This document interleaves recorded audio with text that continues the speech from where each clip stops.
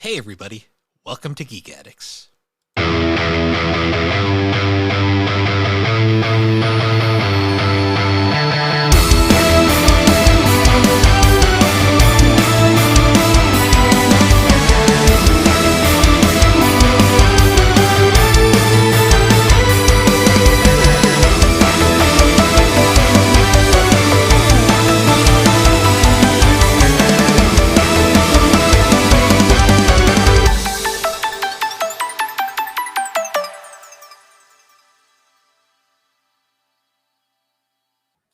Hello everybody and welcome back to Geek Addicts, the pop culture podcast where I almost said the wrong name of the podcast starting before. I am Bill, this is Matt. How you doing, Matt? Oh, I'm doing just great. It's a crappy day today. It's very wet and chilly. Yeah, I've literally woke up this morning and I've been watching races all day because it's the greatest day in racing today. Oh, is it? Yeah, Indy 500, Coke 600. F1 decided to do a Canada race instead of the Monaco GP, and no one understands why, but that's fine. They think they're better than us. About right. Anyways, yeah, so I've been watching races all morning, just being lazy, not really doing much. I gotcha. I ran an Ethernet cable from upstairs, like behind my bookcases, like down this. It was an ordeal, but I got it done, and hopefully it's working. Because if you're probably not going to hear this until the GNC episodes come out, but I was very upset during those GNC episodes. I can imagine. Yeah. Although speaking of GNC episodes, I happened to listen to the most recent episode. Me being just tortured for like an hour and a half. I found it very amusing, because Cindy also, the Twilight movies are her guilty pleasure. So every now and then she'll just binge through the whole movies, and like I catch little bits and pieces. Like I know in the episode Alex mentioned the scene when she went into labor, which she just like her back just broke. Oh, yeah, and she showed me that scene because she was watching it the other day. And it was it was weird. Disgusting CGI baby. I didn't see the baby. It's bad. Alex showed me a picture of it. I was like, what is that? I did see the whole sentence. You imprinted on my baby. Yeah, it was bad. She's such a bad actor. Pattinson's the only person in that movie that really went on to do anything. So, as far as it makes sense why he has so much disdain for the movie series. Just like, I love that I guessed half of those questions. Remember me for. Yeah. I love that I guessed half of those goddamn questions and got them right. So. I guessed him purely on the fact that I'm like, this sounds ridiculous. It has to be the right answer. Yeah. But yeah, I've been doing a lot of reading. Not as much gaming, mostly reading. Same. And I finished Wonder Woman Earth 1. Nice. I liked it. I thought it was a perfectly fine, self-contained story. I think I might have liked it more than All-Star Superman, as far as like Grant Morrison stuff.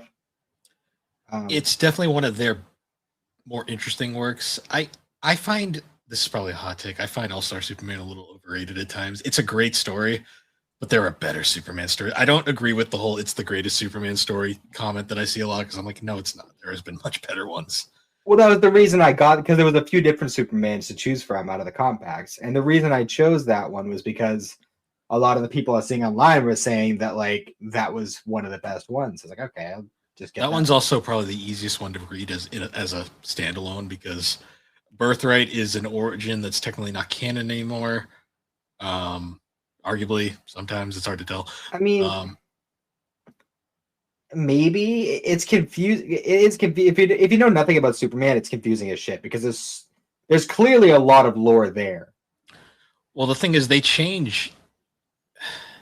Superman's origin has changed so many times, and then like All-Star was kind of like a throwback to Silver Age, but also had some modern elements to a degree.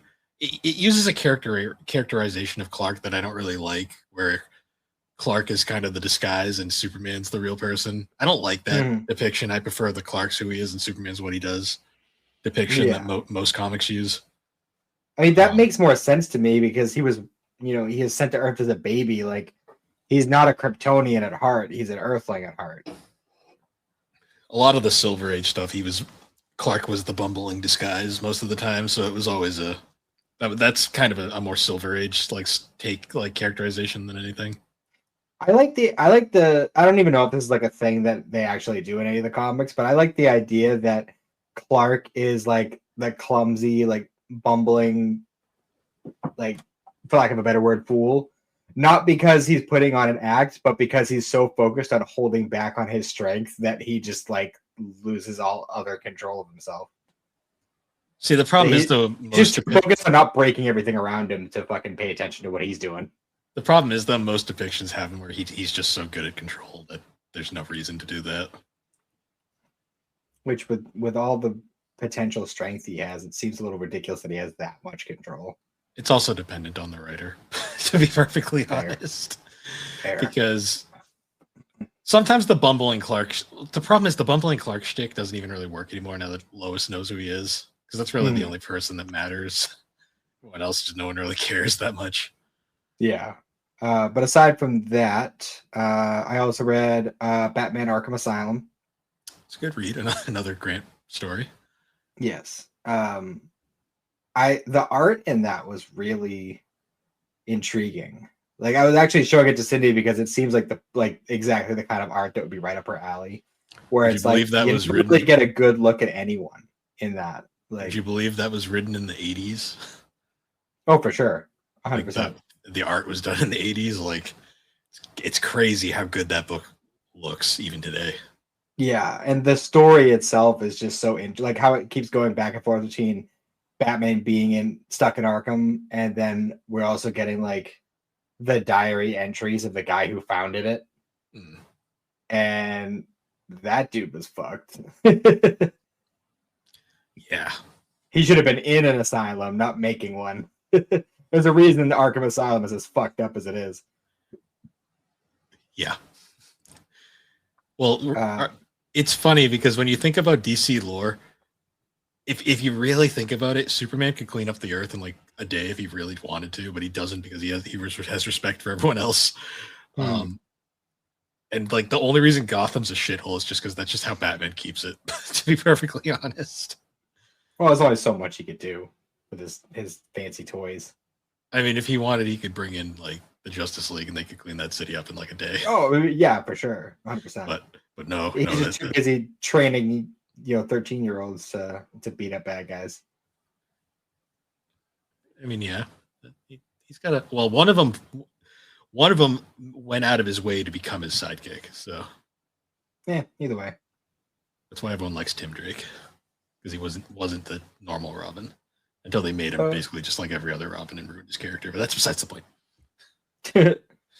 But I also read Static Up All Night, which is the standalone graphic novel for young adults, and that one was a fun one. It was like a weird like combination of like current Static and the cartoon. It's like it couldn't decide which end it wanted to go on, so it was just kind of its own thing. Because a lot of things that were set up in the cartoon are active there, but then it also like showed like a brief like this is how I became Static. Like, it was like only like on a single page, just kind of explaining the situation.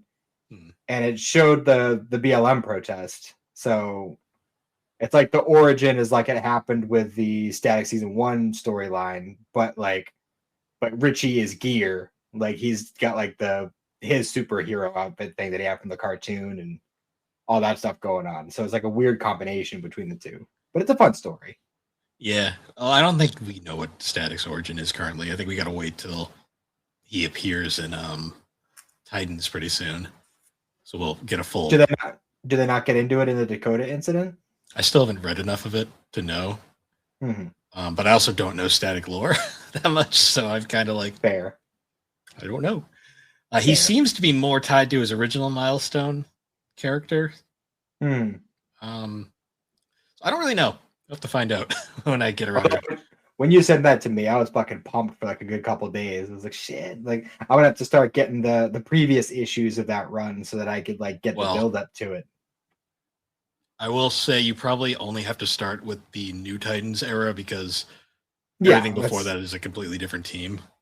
because they're the omnibus of like there's like 5, I think, issues before that one where he's going to be put in, or there's a trade of that coming out later in the year. So I'm It's just gonna going to get be that one. it's gonna be a little while because we haven't even got the finishing of the previous Titans yet Hmm. because they're still working their way through all the DCKO stuff. Yeah. Because then they restructured Titans, which I'm kind of 50-50 on. I don't really like the new team that much, mostly just because fucking they gave the shaft to like Donna and like all the characters I like again, which kind of Hmm. annoyed me. And Nightwing's just there for some reason at this point. Well, that's the thing is there's more than one Titans team, isn't there? Like there's like an No, East Coast, West Coast Titans. no, they haven't done that in a while. No. No, that hasn't been a thing in quite some time. Oh well. Oh well. Yeah, But Titan's lore is a fucking disaster. That is the best way to explain it because it is. Oh, like basically everything you learned from the TV series, like the Teen Titans show, ignore that because that was its own thing. Like, oh yeah. like Uh, One thing I did find interesting though is so I finished the Flash series this week, so like I'm done with like the shared Arrowverse. nice. Um, and it like I was kind of like surprised they did it at all in the very last episode of Flash, which is the very last episode of all the Arrowverse connected universe stuff. They make a reference to Dwayne McDuffie, the first and only time they reference anything milestone related. Odd. In that show, It's of like all that point, things, it's like why even bother? Like, just in that show, it's just odd. Unless I don't know, that is weird. also in the Static Up All Night comic, there's a statue of Mayor McDuffie. Oh, nice. Apparently, he was in the universe. He was the mayor of Dakota, which is fun. Hmm. I like when they do stuff like that. Um, for me, I've been reading. So I've finished pre Flashpoint Flash up to. So I finished reading the Bart run. It was bad. It literally ends with Bart dying. I was like, oh, that's great. It's like get him out of here. They kill him off so they can just move on and bring Wally back. Then I read the brief like Wally return run, which is like him with his kids, which was fun. It's a good Mark Waid story. Hmm. There's a really great savage moment from Wally that I was sharing around where it was the league is like confronting him about the kids and how like they wanted to work together, and Wally, because he's so fucking sleep deprived, thinks they're trying to take his kids away from him. And he like Batman tries to lecture him and he straight up is like, oh yeah, like I'm gonna take this from you, the guy who's already been through 4 fucking Robins. Yeah. And the entire room just goes like that look like, did he just say Savage. that?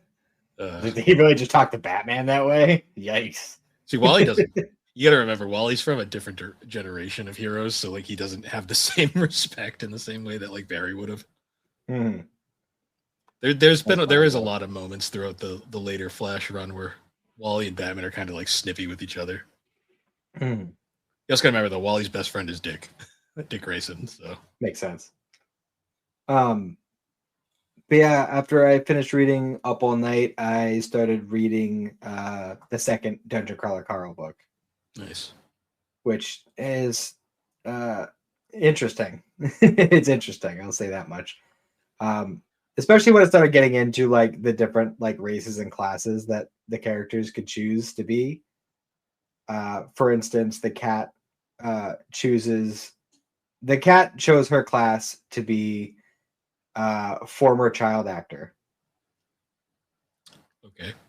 Yeah, and there are some interesting benefits to that. That they get into a lot of weird stuff, and I'm looking forward to when he starts like really interacting with a lot more other players throughout the books, just to see like what other characters choose and such. Like, because there's like literally thousands of options. They just don't list them all. So that'll be interesting. I know we were talking about covering the graphic novel at some point in the future. So As soon as I'm I looking. have money and time. Yeah, I'm really looking forward to hearing what you think because I'm not totally sure it's going to be your speed, but I'm still curious to see what you think of the graphic novel version. Yeah, I'll have to look forward as soon as I have the time. Hmm. I got a lot of bills this month, and I was like, oh, this is going to be one of those months. Oh, I'm right with you there. It's probably gonna be like that for a while for us because we need to start looking to buy a new car again. Jeez. Yep, because our car is just that bad. That sucks. Yep, no good, no good. But Yeah, well. I think the only other thing I read was after that Wally run. Then I finally read Flash Rebirth again. Yeah, it's a book. It's a book. Sure Right. is. Sure is. It's fine. It's a fine story. I just have inherent problems with them bringing Barry back, but that's whatever.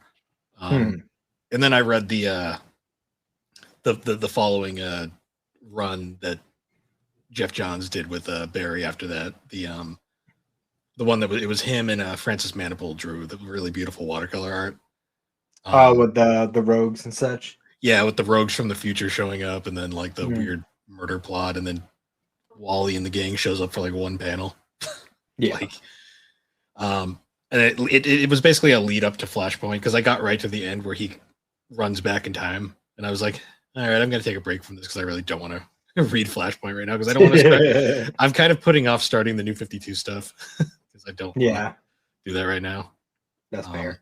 Like I have to get through that so I can get to the Williamson run, so I can then read that and then get to the Adams run where Wally's back as the main Flash and be like happy again. Yeah. When I finish the second Dungeon Crawler Carl book, I'm planning on starting the first of the Milestone Compendiums. Nice. Start rolling through that whole thing. I've kind of been in the mood. I want to read the old I think it was like 2005-ish, the old Superman Batman crossover book. Mm-hmm. I have all the compendiums of that. Well, not compendiums, the trades of that. So I really want to reread that one. That is a classic series from back in the day. Nice. So yeah, since I finished the Arrowverse stuff, I'm kind of doing like a back and forth thing. Like I'll watch a little bit of one and then a little bit of other, but I'm flip flopping between Black Clover and Young Justice. Young Justice is interesting. It's nothing like the comic one, Young Justice, but it's an interesting take on it. I will say. I mean, it seems fun so far. I'm enjoying it. As a standalone, yeah. And I haven't gotten super far in Black Clover. I'm like 20 episodes in. I'm going like based on like, because I looked up like a list of like the arcs, like how many episodes each one is, and I basically decided like I'm gonna like stop at the end of like an arc, like around the point of like what would be like a normal length season, like 20 to 26 episodes. Yeah. And then like I'll do that back and forth as I go. Like I'll do that, and then I'll watch a season of Young Justice, and then I'll go back to Black Clover and just do that. So that way, I'm not just only doing one type of show. You know, mix it up a little bit. Nice. Yeah, I got to go back and rewatch Young Justice. I watched it like, I don't think I got to like the third season. I only watched the initial two before it got canceled for a while. Yeah, then it became a Max original. It came back in like 2019 or something. Well, it was a Netflix show for a while. Then it was a Max original for a while. Then they went back to Netflix. Streaming. Streaming. I think it's also on Tubi right now. That's good to know because goddamn DC shows come and go like the wind on fucking Max these days. No kidding. No kidding. So do you want to do anime awards before we cover the anime we've watched recently, or do you want to do that anime we've watched recently first? Let's get Oshinoko out of the way. Okay. Do you want to just get the lighthearted stuff out of the way first before we do Oshinoko? Yeah, we can do that. So vending machine, they have cars now. Yeah, I Great. totally forgot about car vending machines. You've been seeing those commercials for a while now, and it just completely slipped my mind. I That's a knew thing. about them and I just forgot. I didn't even think that would be an option. And then sure enough, they have a car now. Which I'm actually, like, come to think of it, like, because they always do is like, oh, the giant ice vending machine is like the biggest one, and when I just like drop on enemies like that. But the car vending machines are like literally just like parking garages. So couldn't he kinda. just turn into one of those and just crush everything into dust? Yeah, but then there'd be no attempt at a plot. Like, The plot is the problem with this show. I know. Also, they just like did away with the whole like, oh yeah, we left the love the Netherlord doesn't trust us anymore, so we're back with you guys again. Oh yeah. Like, No, what was the point of that whole thing if you're just nothing. gonna do that? There was no point. The show is dumb. Oh my god. I'm so over it. But I'm just like, I'm Yeah. gonna force my way through it. Like the second they got the car, I was like, great.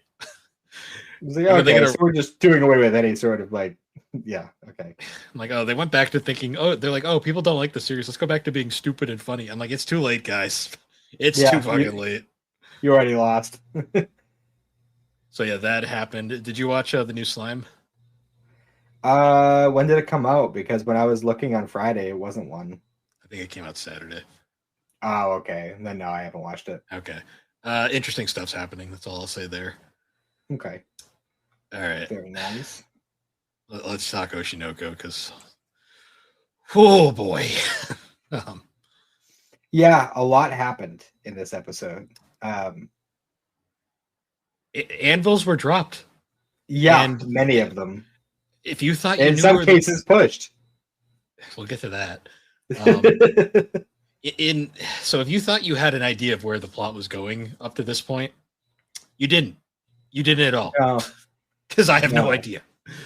Holy shit. So this episode is great. It starts with Ruby disowns Aqua as her brother.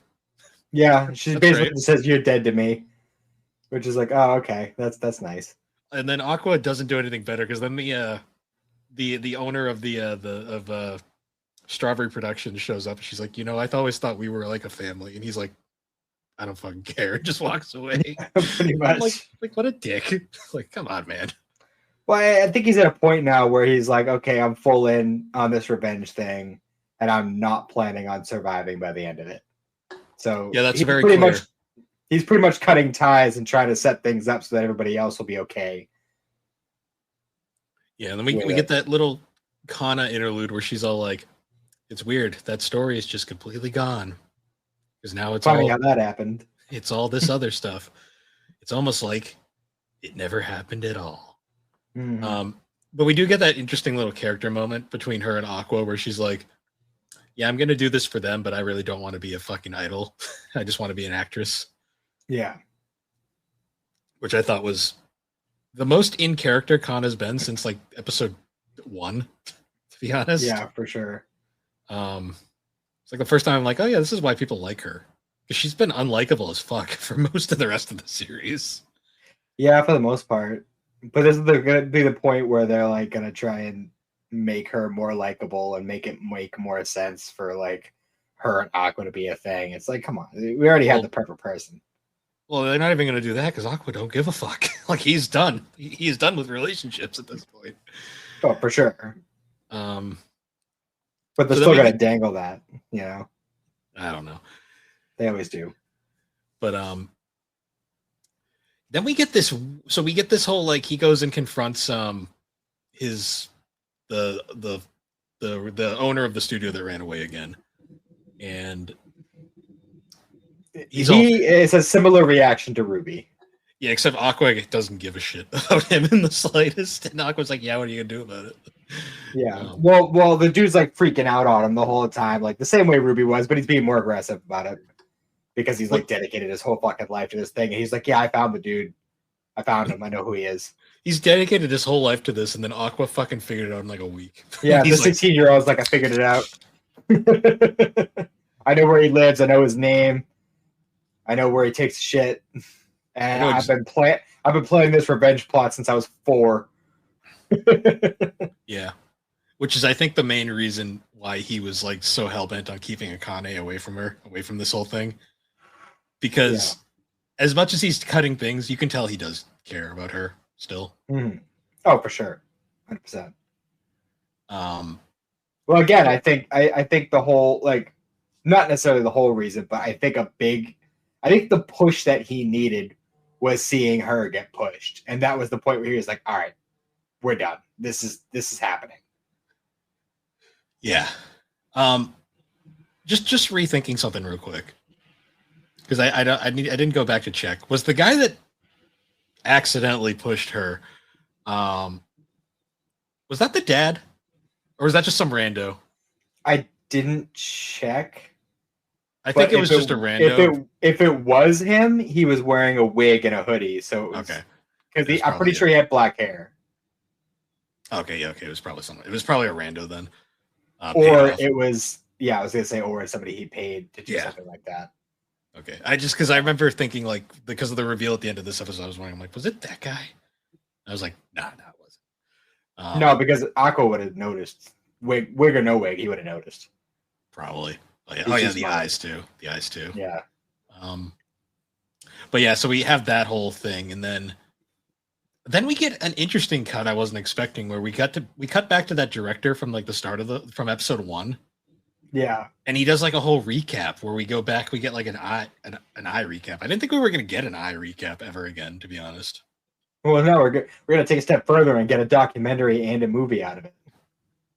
Well, it was interesting because we actually got like a flashback like to like I when she was still alive, and I was like, oh yeah. I'm like, I didn't think her actress was gonna get to do anything the rest of the series. Yeah, right. Which was interesting because it was kind of nice seeing her again. Especially that whole like especially that whole like interviews part where like he basically goes like, look, if you're not going to be genuine, I'm not going to do this. And she's like, people aren't going to like the genuine me. And he's like, that's fine. This is for them to see. And they go right into the whole thing. Mm-hmm. I'm really looking forward to seeing, because I know we're going to end up seeing like at least parts of that interview. And I'm really looking forward to seeing how that plays out. Yeah. Well, because we know that she's a very complicated character that we still have not gotten the full story behind at this point. Yeah, because I mean, the most time we spent with her was in the first episode. Yeah, and she was faking it most of that. Hmm. Because we only saw glimpses of the real her near the end when she died in that little video that she made for them after. Hmm. But yeah, so the movie. Well, so they talk about the movie, like Aqua meets up with the director and they're trying to get it pitched. And of course they go down the list. Like they're like, how this is going to be way too difficult to produce. Like there's no way anyone would ever pick it up. And he's like, oh yeah, well what about if I told you I was the son? And he basically just goes, yeah, well, I have all of this right here that proves it. Yeah, it was like, well, I'm her son, and also I wrote half the script. Yeah. And then we also, get I'll star in it. Because then we get like the whole who's who cast. It's like, well, then who's we gonna get to star this? He's like, I'm gonna just go down this list of all these fucking characters from the series all of a sudden. Yep. Because it's literally who was it? What they were pitching it to? Was it the La La La guy? I think so. That's what I thought. I believe so. Because they're going down, and it's like we got Ruby, Kana, Akane, that weird green chick that from that like episode that we haven't thought about in like fucking forever. The half brother. Yes. And then and me, Aqua. Yep. And then it's like, but then we're gonna get to star as I, and it's like, oh, we got to get like a big name actress that people will recognize.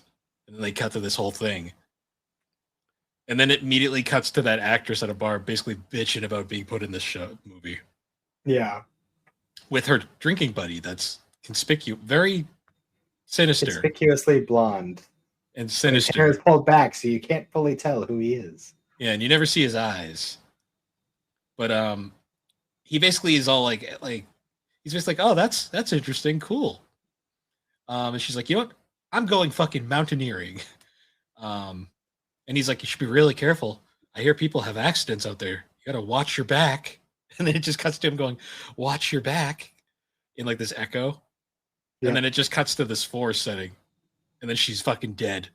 Yeah, it's the stinger at the end of season 2 that we've all been wondering about for a while. Yeah.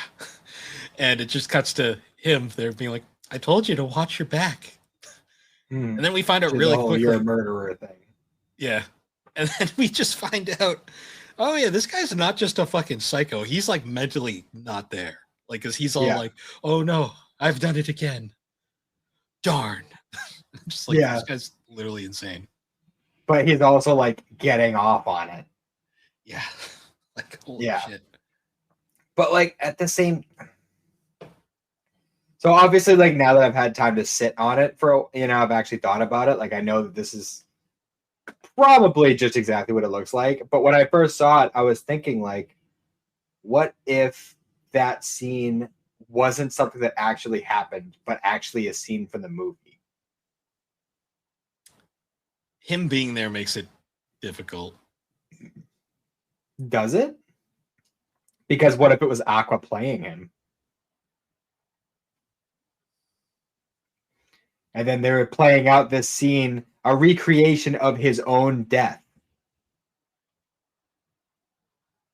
to get to the guy's head and to make him feel trapped. Like, oh God, he knows everything, including me being behind the death of the doctor. So I was thinking about that. I'm like, what if this is just like a bait and switch, and this is actually a scene from the movie meant to draw him out and make him fuck up?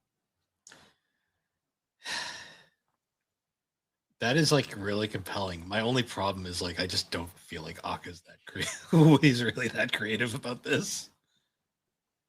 I don't know. I mean, the concept itself is pretty fucking creative, so it's creative, but we also know it was very well documented that Akka lost interest about halfway through and was just kind of fudging it the rest of the way. We'll see. But like the way they're setting things up, because we have 4 more episodes of the dub, right, to come. Yeah, and I don't think it's going to finish the series. I think there might be one more season. Would it be a whole season, or do you think they just do a movie? It would be the perfect bookend, because the first episode was an hour and a half, and then just having a movie to cap it off. See, the thing is, I have to look at the mangas because I think there's still a significant amount of manga left.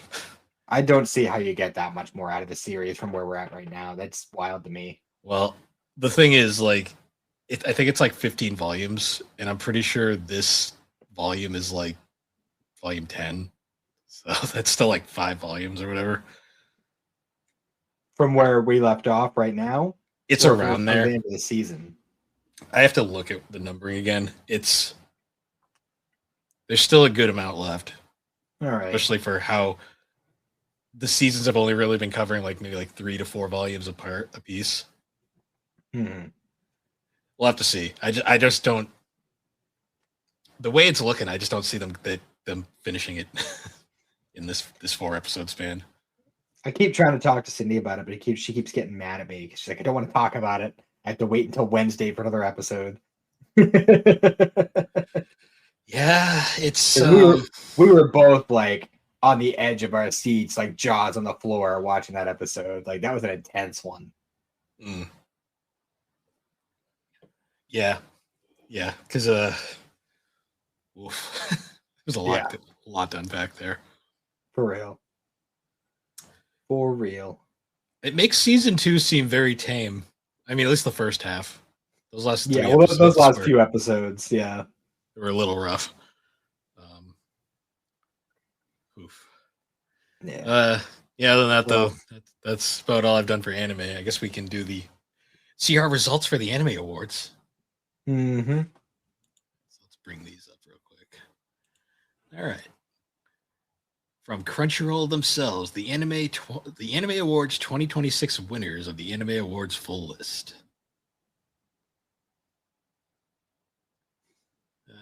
Okay, this is going to be okay, you can just scroll down. Perfect. Anime of the Year. Yeah, I think you called that one. Yeah, it was pretty something. It was definitely going to be the case. I mean, there was no question. Final season of a show like this been going for 10 years. Yeah, the Pocket Theory got robbed again, but it's fine. At least this one was deserving. It made sense. All right. So that's sure. My Hero. Yeah. The ending was worth it. So So I guess I'll give it that. I still gotta watch the special. The special is very good too. So I guess now film of the year. Yeah.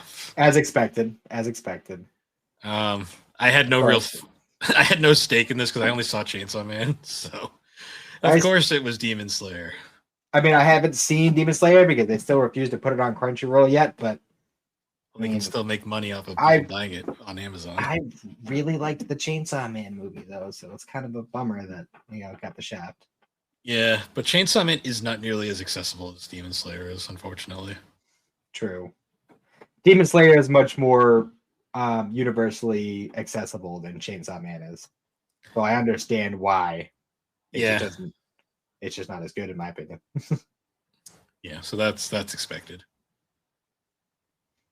Best continuing series. I call this one. Yeah, and I told you, never underestimate One Piece fans. Yeah. I just didn't think this one was fair. This was not a fair category. It's not. It shouldn't have even been on there because it's just not fair. Yeah, One Piece, of course. Moving on. Best new series. Yeah, I got that one.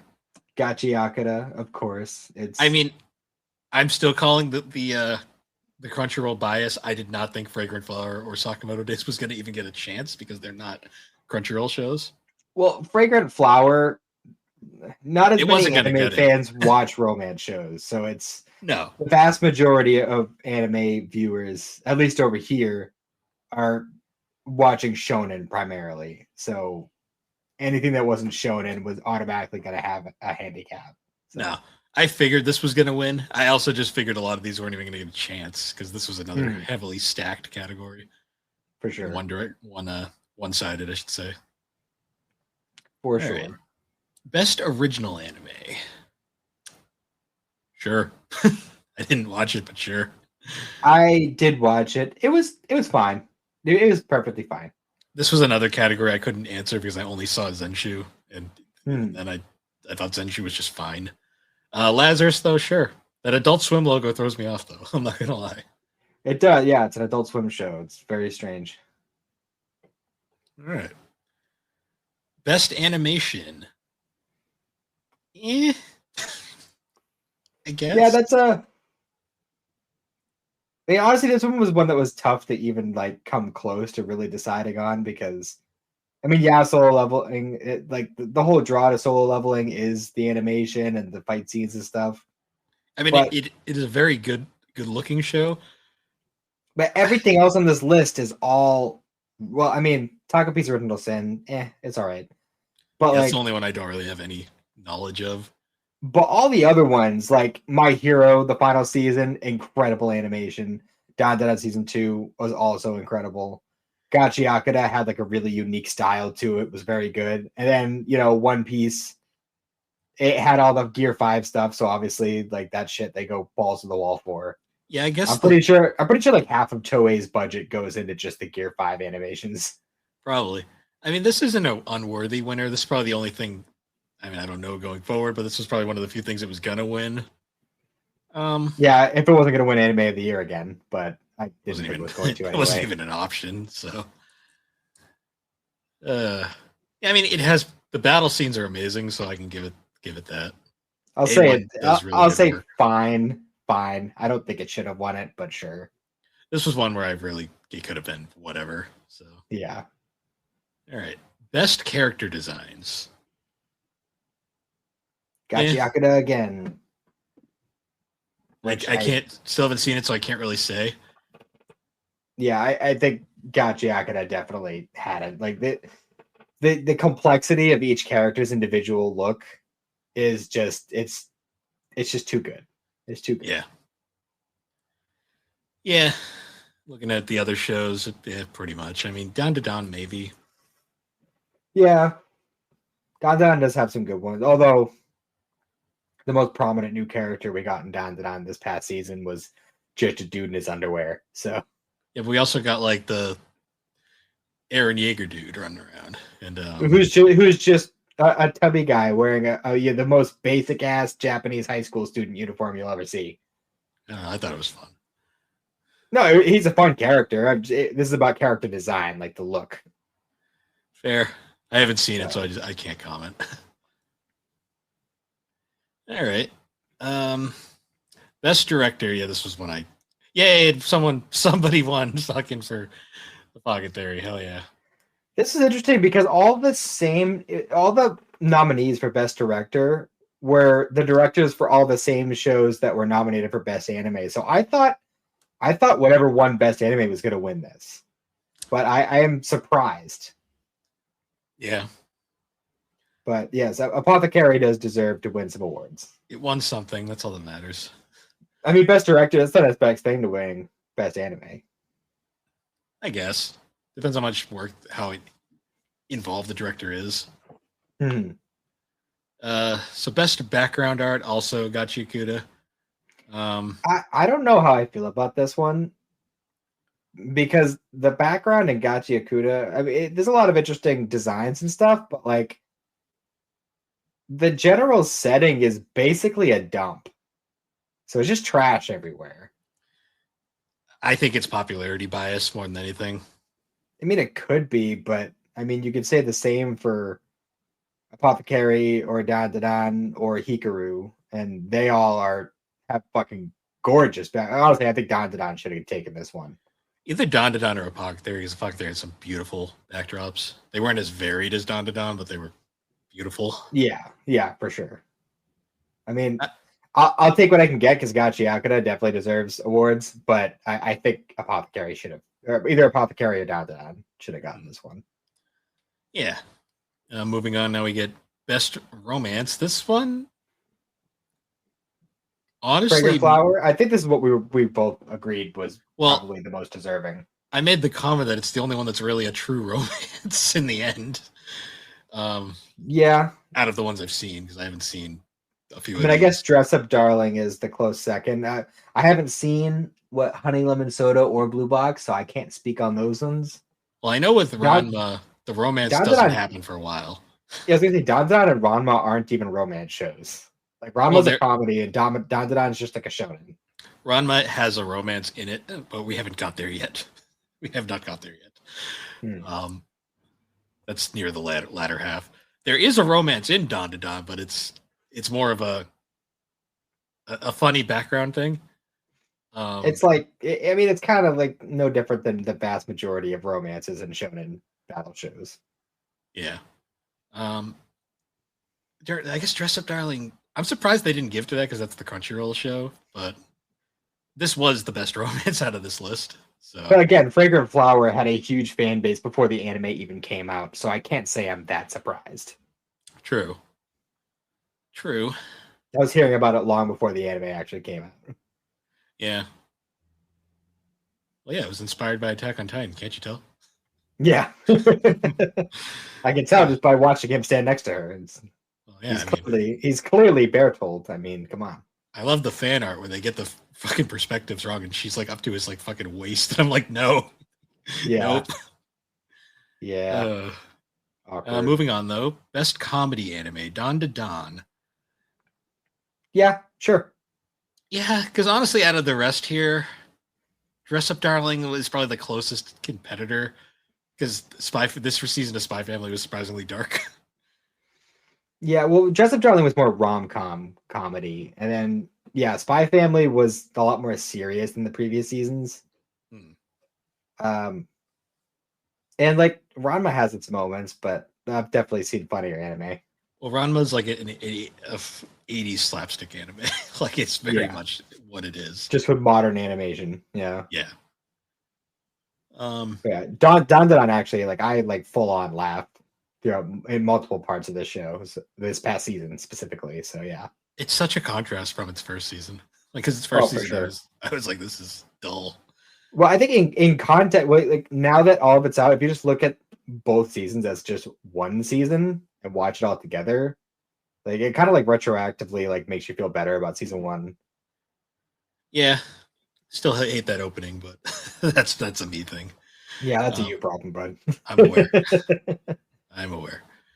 All right, best action anime, sure. Solo Leveling. All right. Sure.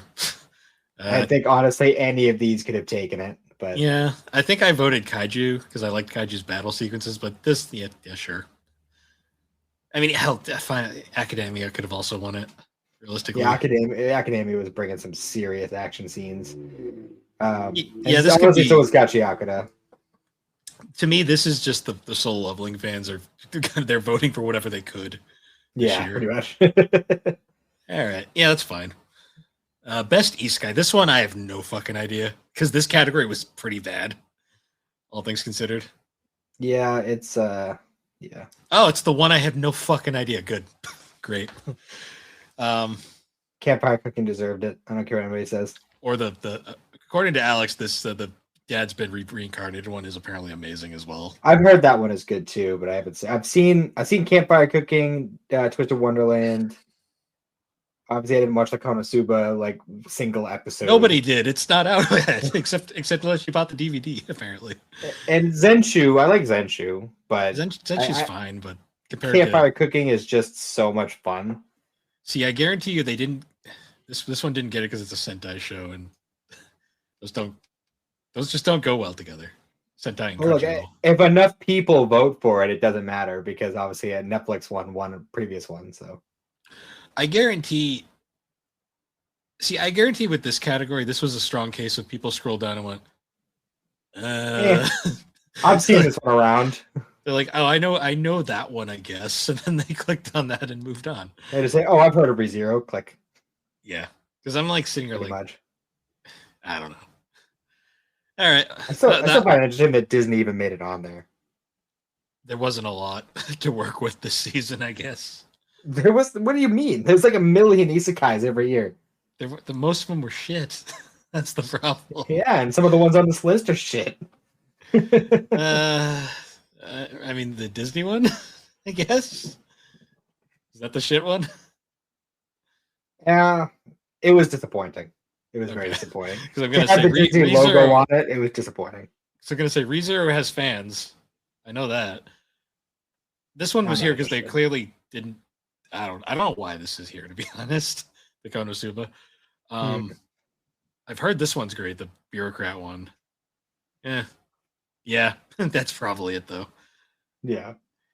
Anyways, moving on to best drama. Hell yeah. Apothecary. That deserved it. Yes. Although I do think Hikaru and Takapi actually are strong contenders. I still think Apothecary deserves it because it's just so good. It deserves something. But Hikaru and Takapi are both like watching both of those shows, I was like, what the fuck?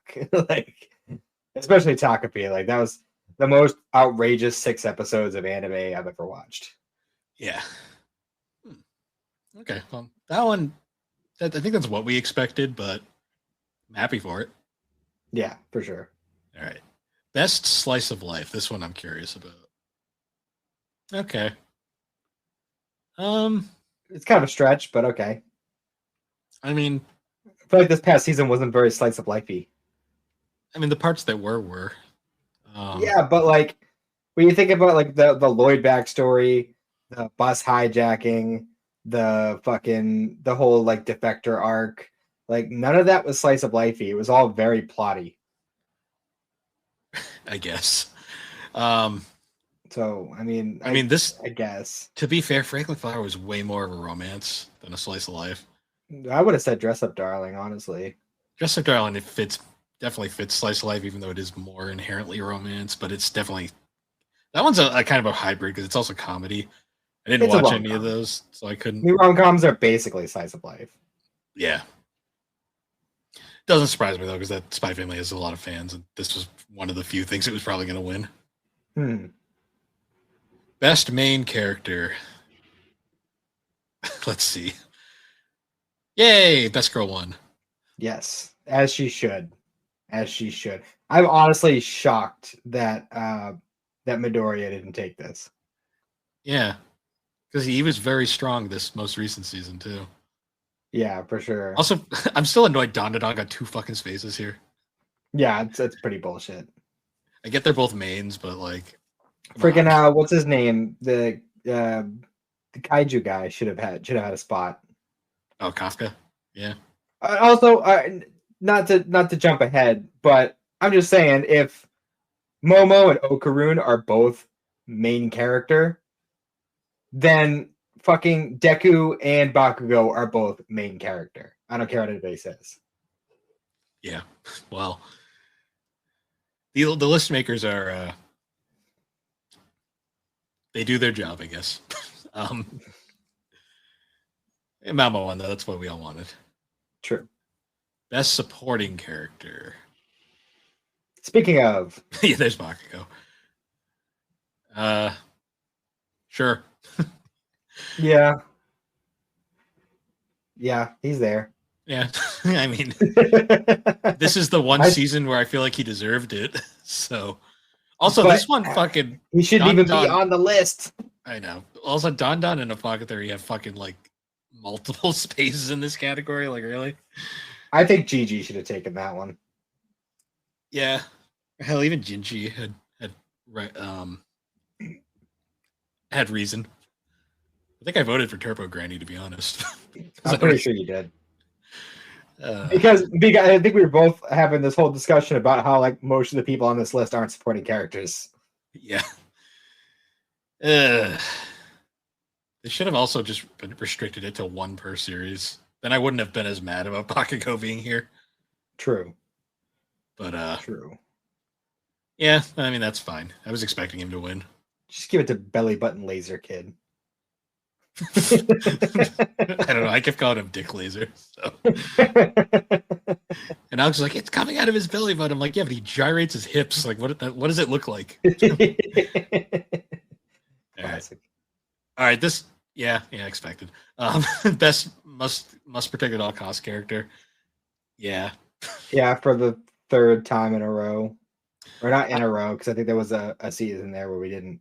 Oh wait, no, because we had the movie one of those. Yeah, so I think it's like the fourth time in a row. It's been her. I get it. It's Anya Forger for anyone. I still think Suika deserved it this season, but okay. See, I was more annoyed by the fact that like Mao doesn't belong on this. She's fine. She can take care of herself. Zuko definitely doesn't belong on this. What crack were they smoking here? Wagari, she could be there. Yeah. And Suika deserved it with the shit she went through in that last season. If anything, Anya was pretty like strong-willed in this series. I mean, she wore a fucking bomb around her neck that may or may not have had an actual bomb in it. Yeah, I was gonna say like the one like actual like moment of danger she kind of had that situation under control. Yeah, she was making poop jokes the entire time. Yeah. Yeah, it's expected though. Hmm. All right. Best anime song. Iris Out. Iris Out. Yeah, I'm okay with this. Yeah, I'm kind of like. Also, I was a little annoyed. Chainsaw Man got 2 things here, but the better song got 1, so that's fine.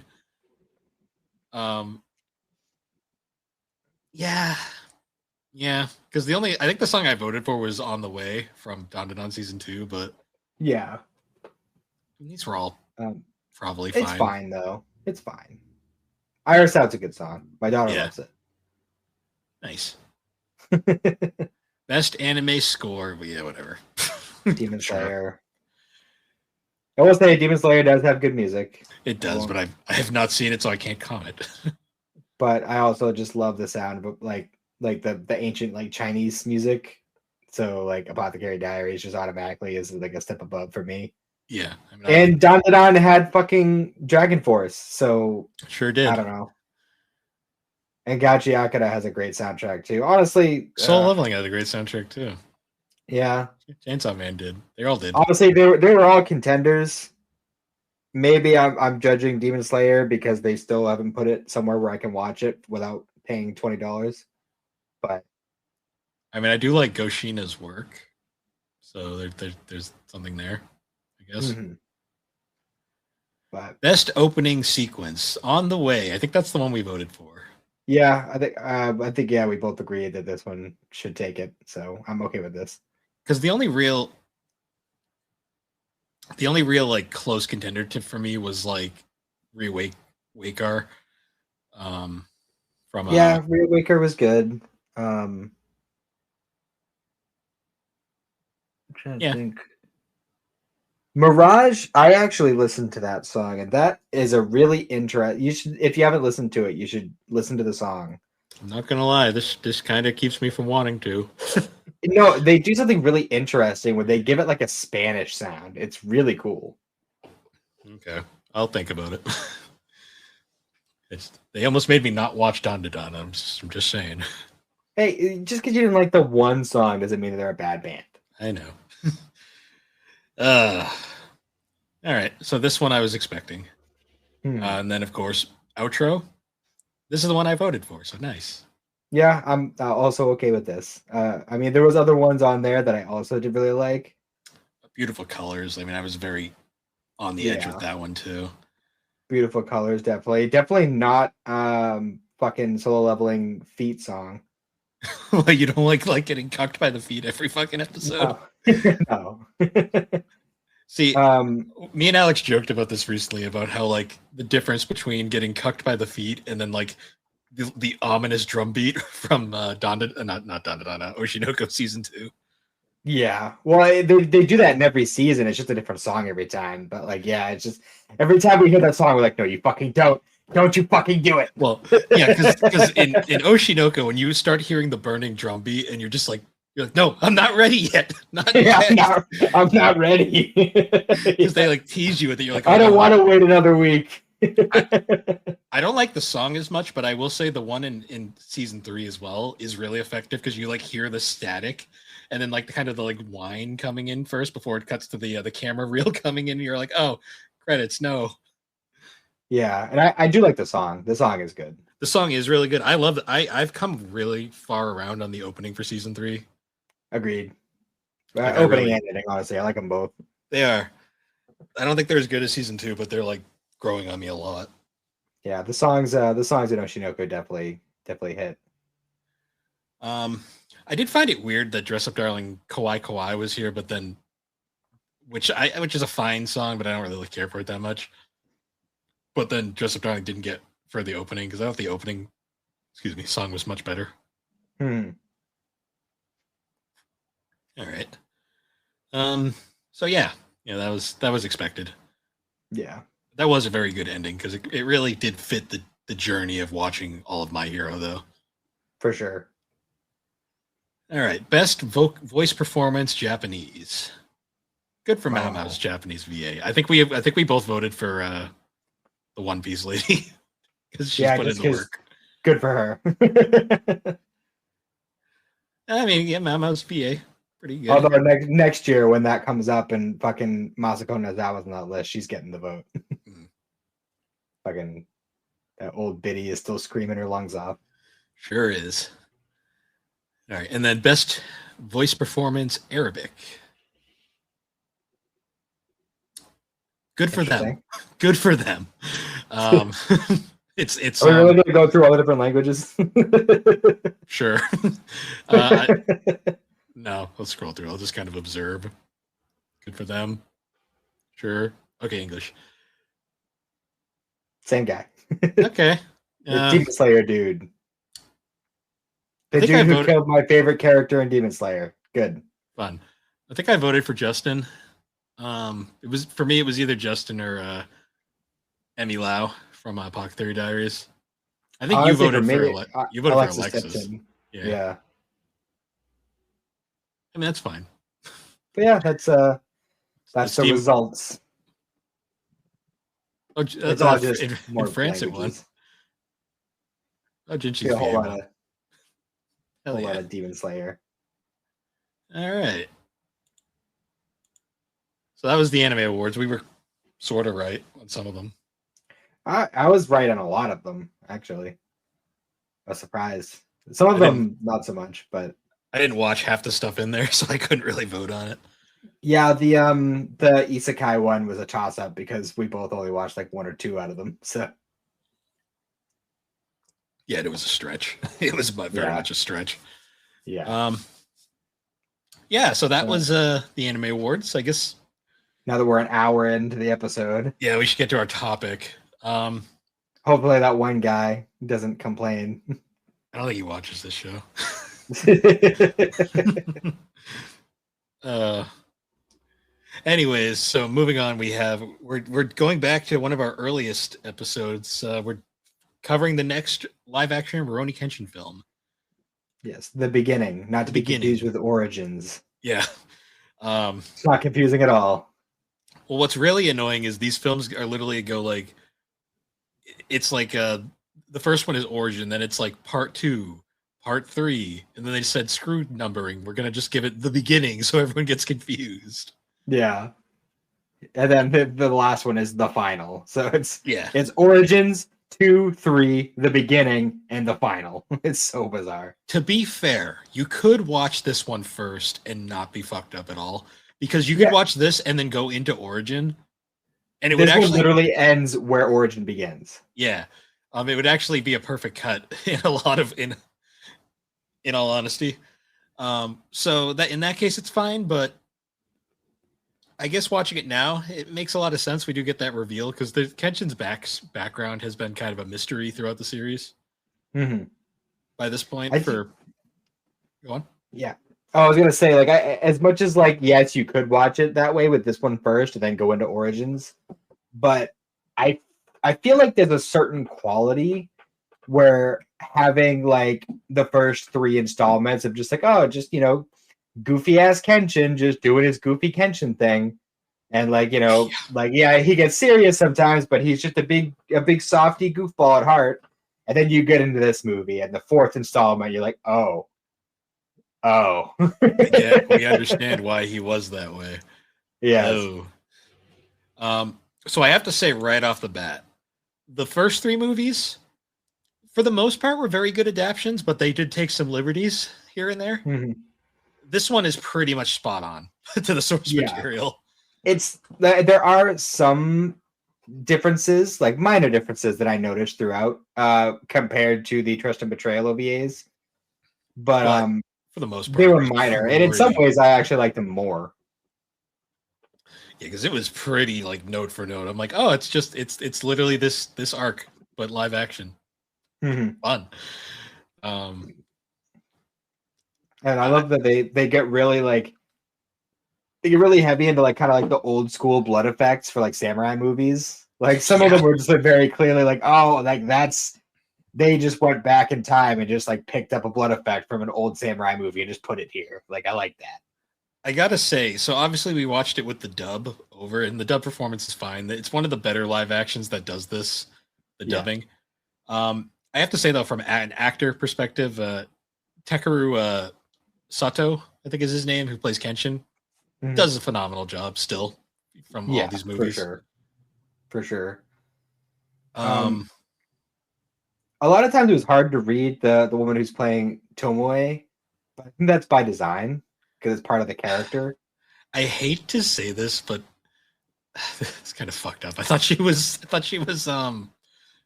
what's her name from the first movie for the first few scenes. Oh, what the doctor chick? Yeah, that's fair. I feel bad because they look very similar, and I'm like, yes, that's unfortunate.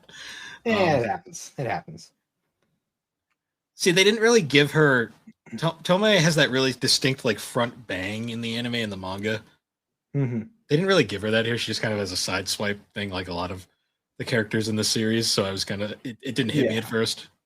Well, that's the thing with with these particular movies is like they do go out of their way to try and be as accurate as possible, but within realistic limits.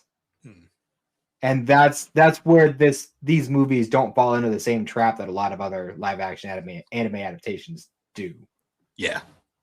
They try to make it too much like the anime to a point where it's completely unrealistic. Well, that's one of the things that Kenshin kind of gets away with, is because Kenshin is like, out of all the manga series from that era, it's like one of the ones that was super down to earth and was very believable. Mm-hmm, for sure. So like, I'm trying to think back to like the original flashback we got of him killing her fiance. Brutally murdering, yes. Because I feel like the flashback we got in the first couple movies only showed like the end bit. It's like really drawn out here and like really sad. There's one thing about it though that annoys the fucking shit out of me. What's that? If he had just played dead, Kenshin would have walked away. Yeah, Cindy was complaining about that too. He straight up, like, Kenshin was walking away. He threw the thing and was walking away. And then the guy's like, no, I can't die. And I'm just like, you idiot. Like, well, it's the honorable samurai thing, you know? If he had played dead, he wouldn't have had honor. He would have had to commit seppuku or some shit. You know? The acting was so goofy there, though. I was like, no, come on, man. No, for sure. I mean, it's just kind of one of those things. And then like Kenshin like slashes him across and then immediately starts walking away again. The guy's like, no, my honor. And he turns into fucking Zuko from fucking Avatar. Yeah, right. And just gets murked. And I'm like, it felt very unnecessary. Shut him down real fast. So I know I'm jumping around a little bit, but the Saito's like little protege there, the one with like the reverse mohawk. yeah, that was a choice. He survives, doesn't he? I feel like Kenshin like came real close to killing him, and then Saito and all them showed up. And then I feel like we saw him in another scene later, and he was like, okay. I didn't notice. Like, I had like a weird false memory in my head where Kenshin kills him, but then I'm pretty sure I saw him in a later scene. I was really confused. Yeah. I do have to say that opening scene, like the opening scene, like right at the start, where Kenshin's like tied up. And, that was badass. I love that scene. The guy's like, he bit off my ear. Yeah, straight Mike Tyson, that dude. I was like, holy shit. I like how he just defiantly spits it out to him. Like, Jesus Christ, old Kenshin was a fucking savage. Yeah, for real. He fucking killed most of these dudes with his literal hands tied behind his back. I love the underreaction from all the other samurais too, where he gets up and they're like, "Oh no, we're not gonna run. Oh no, he's got a sword. What do we do?" Again, samurai honor. They could have like cut him up. Like Jesus Christ, they were like not even trying. Well, he's very skilled, and he's a demon. Didn't you hear them? They're scared because he's a demon. It's when you just put like common sense and logic, like modern day common sense and logic to these things. You're just like, what are you doing? Yeah, this was easily preventable. True, but I mean, you just gotta figure these things happen very, very fast. It's very easy to go fucking deer in the headlights in a situation like that. True. Very true.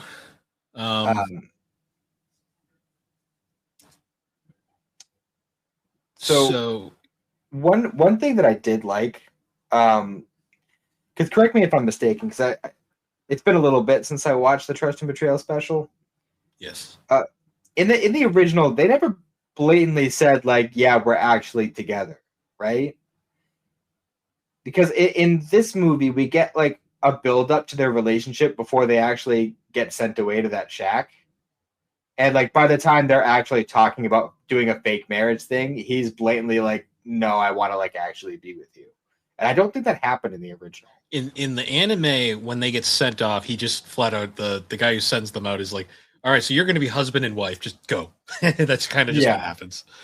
Yeah. And then they hang out for a bit and then bang, and then that's it.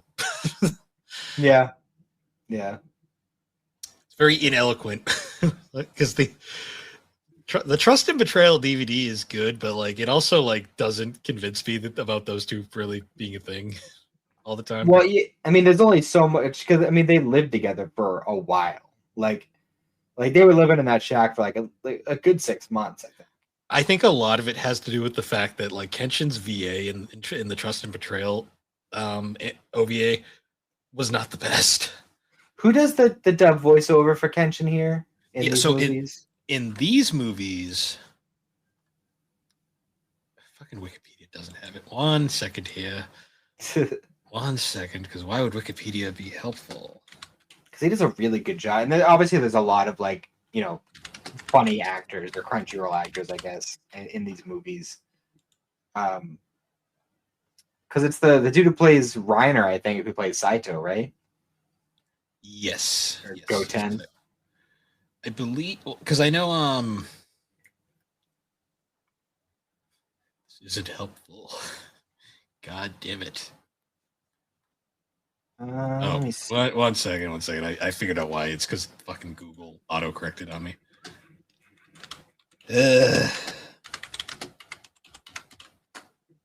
There we go. God damn.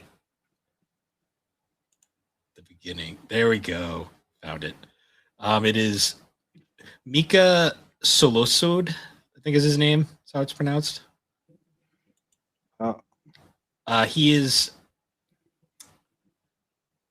was Evans and Soul Eater. oh, And he's Yuno in Black Clover. Evans. So he's Soul. Yes, yep. And then he's yeah, he was the dude that fucking Frieza killed at the beginning of Resurrection F. Yep, and he's Yuno in Black Clover. Right, the rival kid, right? The Sasuke who isn't a dickhead, yes. Yes. Okay.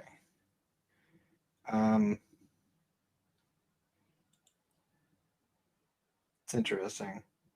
Yeah, I was trying to find the full list, but it wasn't.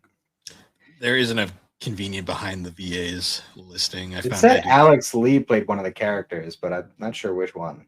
And she. Oh, the little brother. The kid? Yeah. They got that dude with his fucking deep ass voice to play the kid. This was 2021, so he was younger. That was only 5 years ago. You'd be amazed. Voices could change. I guess. How old is Alex Lee? I didn't think he was that young. I don't know.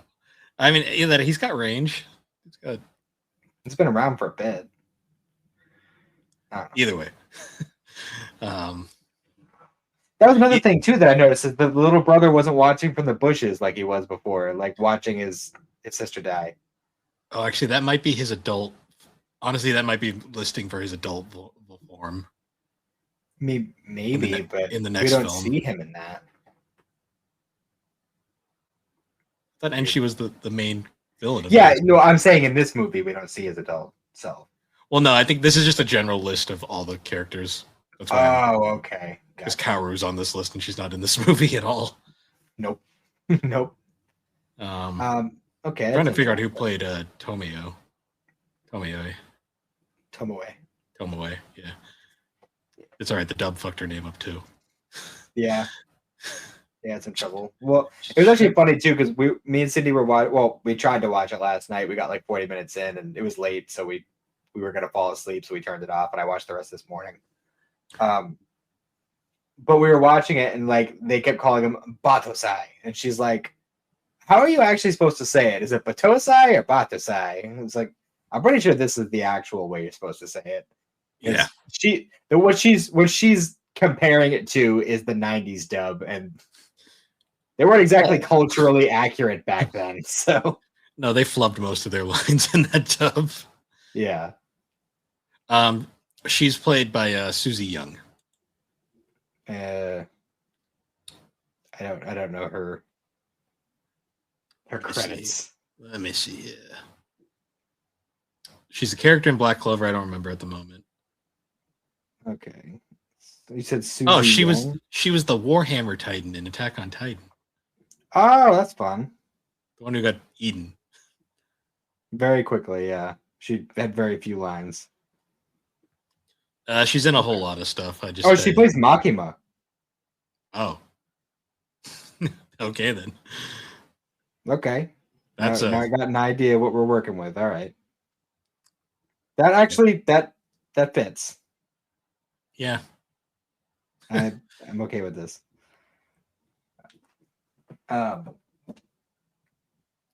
Anyways, so yeah, just like the random fight scenes of just him going nuts and shit. Like it's so bizarre seeing this character in this mental state. Like just because we're so used to his subdued normal portrayal. And so jumping forward to like that final like battle, well, not final, but like the scene with the snow scene. Yes. The Was there like I feel like in the original special, it was just like, "Oh, I'm here waiting for you. Now we're gonna have this duel." But here, like they had like multiple people like set up to like shoot him yeah. with arrows and do all these weapons and fucking. They had all these traps set up, like a bunch of like logs and shit falling from the trees, and they had like this fucking. I don't even know what the hell it was. That this yellow cloud of shit.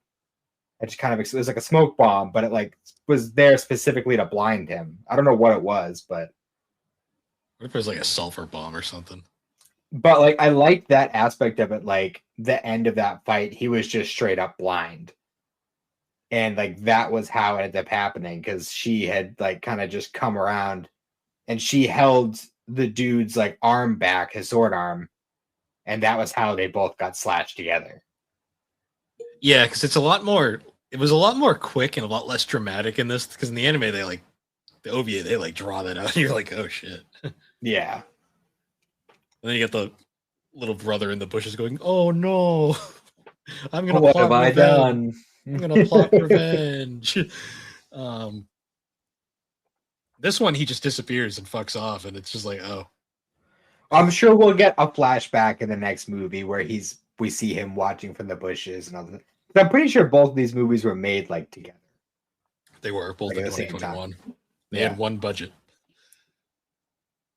That's Um, okay.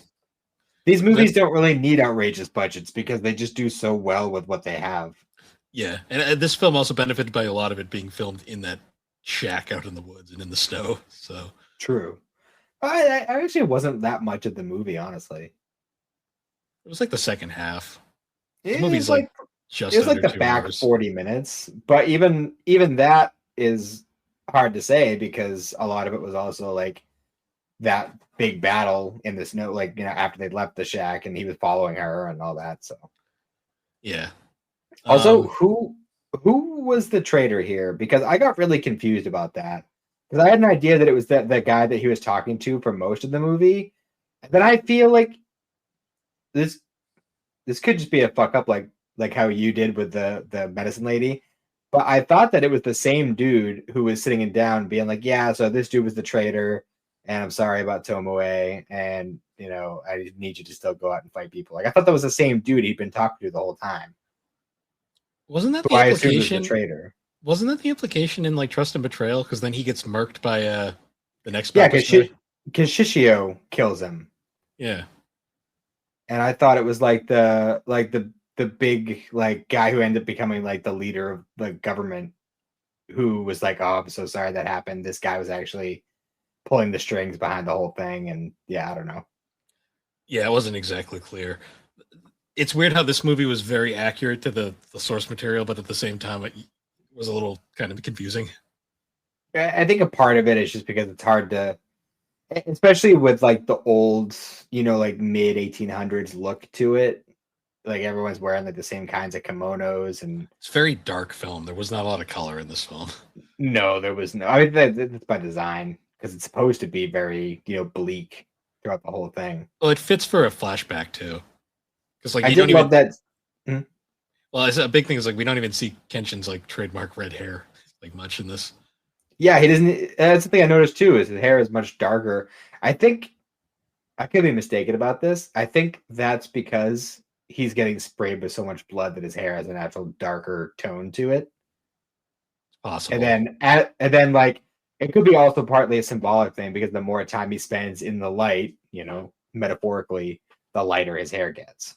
Yeah. Yeah, But I think it's also partially, literally. yeah, I think it's also partially the way the film is filmed. It's very dark. Yeah. Not that I think that his hair wasn't like super red in the earlier movies, but it was definitely lighter. It's redder than the actual actor's hair is naturally. So Yeah, for sure.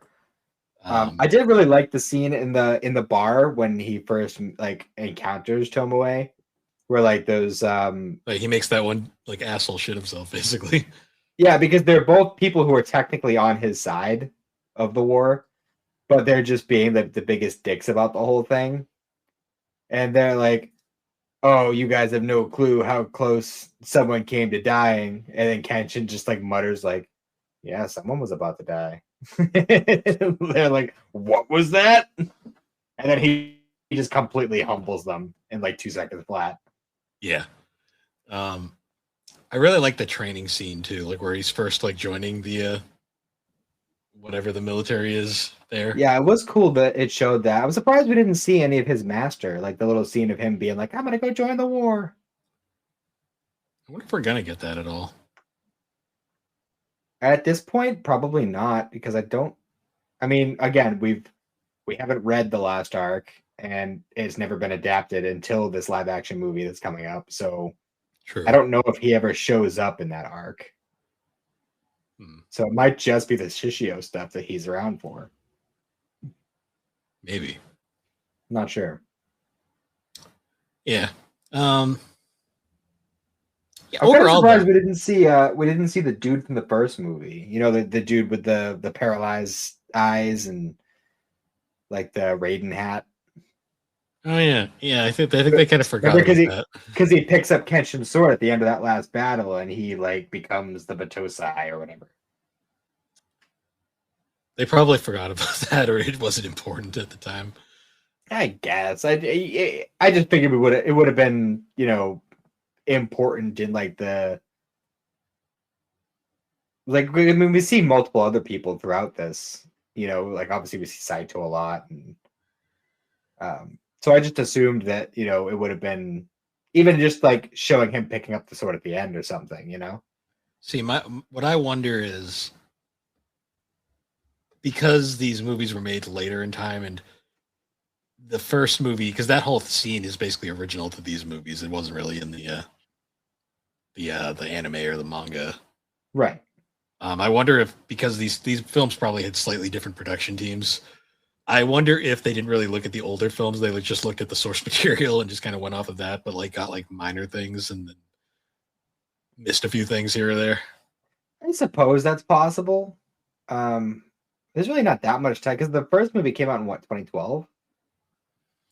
So there's not that much time between the two movies. 9 years, you know, Yeah. considering there was 3 movies and like before the first one came out in 2012, and then there's 2 more movies that came out after in between. And True. There was also though too that the production team was split in half, and a lot of the people might have been working on the other movie. that's true. That's true. It's just a minor thing. It probably wasn't important enough to really include, so that's why they didn't. It is exceedingly rare, though, for any live action adaptation of an anime to essentially tell the entire story of the manga like that. That's the weird thing about the Kenshin anime, the Kenshin live action, is that it's like it's probably because it's super cheap to make. Yeah, They don't need to do a lot of really ridiculous shit. It's mostly the choreography that they have to get down. Which is the highlight of it, honestly. Oh, for sure. And I think because the first 2 or 3 were very well received, that it just kind of made it easy to do them all. Mm-hmm. Honestly, I think like as I was watching it, I was thinking like this is like one of like the perfect, like if you wanted to watch like a more modern samurai movie, but that definitely is heavily inspired by like classic samurai movies. This is like the best thing to watch. Is this the exact movie? The shameful part of it is the fact that these films are really hard to recommend to people. Yeah, well, I mean, you don't have to give the history to people. It's not like watching it on Netflix is giving him money. You don't have to, but when you search it up, that's generally the first thing that comes up. True. And that can be a deal breaker for a lot of people, which is fair because the author for the series is. Was he involved in the movies at all, or did they just make it on their own? I assume he was probably involved with like the first couple because that was before he got outed.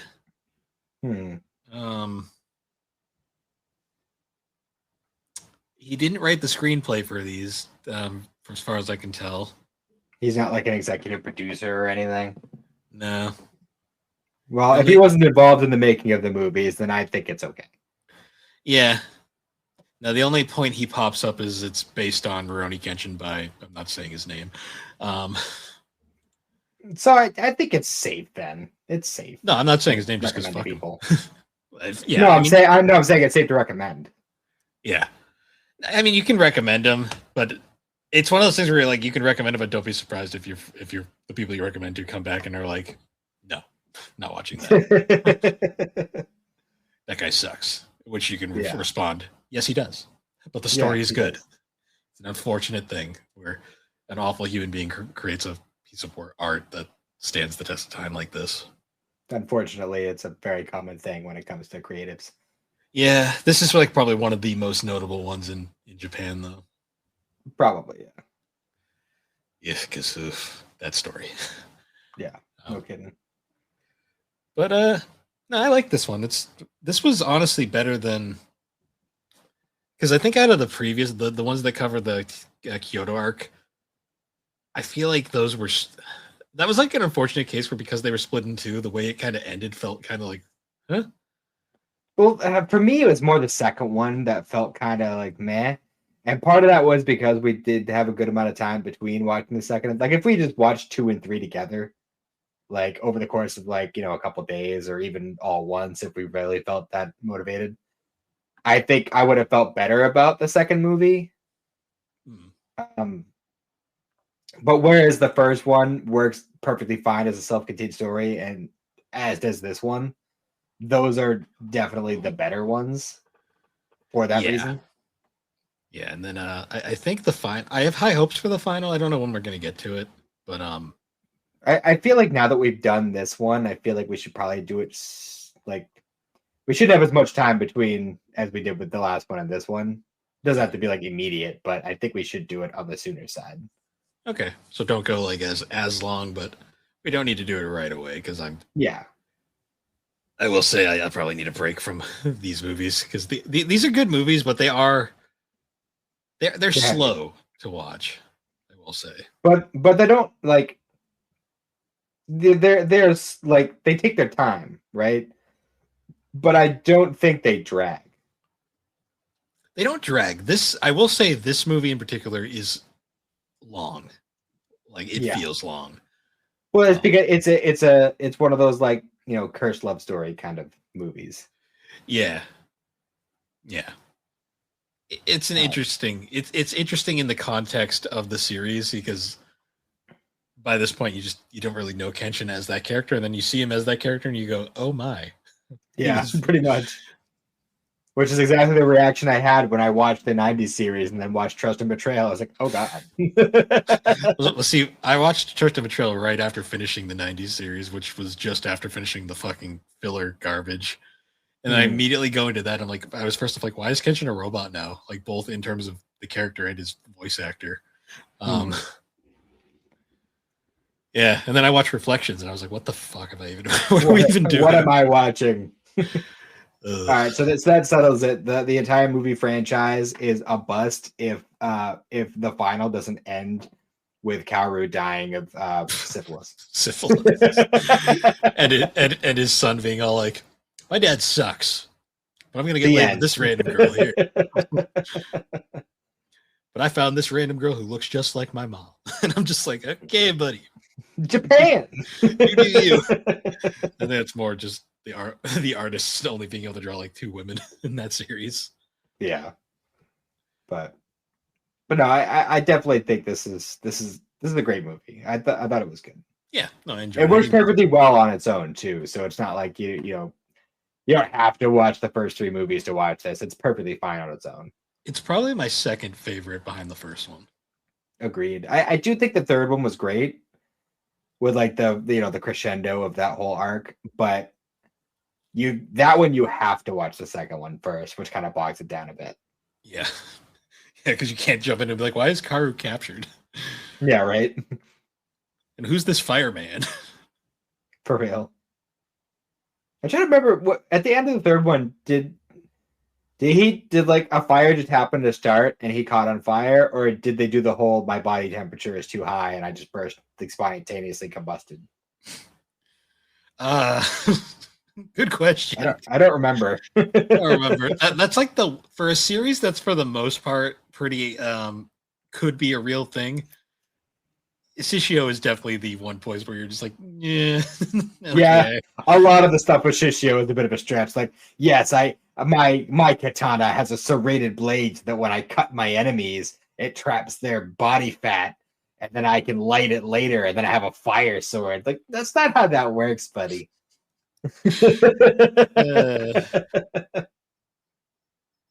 and also, I can just burst into flames and it doesn't burn me because It's I'm like, yeah, already. I gotta pour water on myself regularly, or I'll just spontaneously combust. Jesus Makes sense why he was so moist, Christ. despite not having sweat glands. Yeah. Jesus Christ. The more you think about the whole Shishio stuff, you're like, Yeah, Shishi is the one odd duck when it comes to the realism of this series. yeah. Yeah. That's for sure. But Uh, but yeah, I this guess ended up being a much more regular length episode than I was expecting. I thought it was gonna go much longer. yeah, because ironically, there wasn't much to say about this film for the fact that it was literally pretty much a copy paste of the manga and OVA.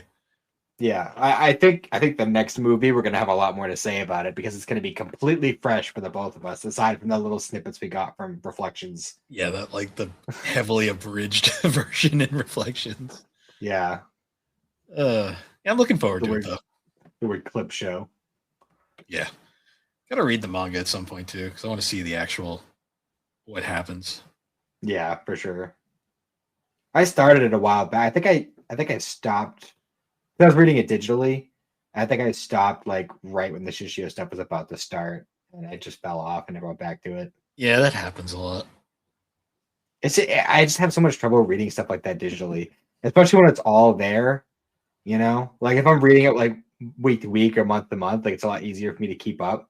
Yeah, But if it's just like straight, like oh, here's like 150 chapters of the series to go nuts, and I'm just have like, fun. I just can't do it.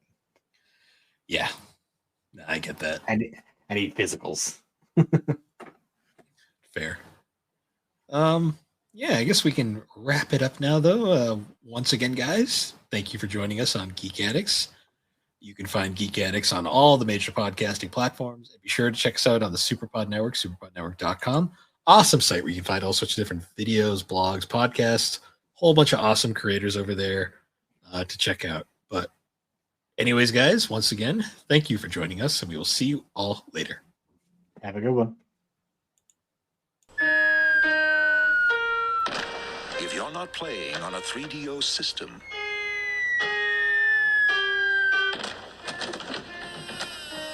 what are you playing with?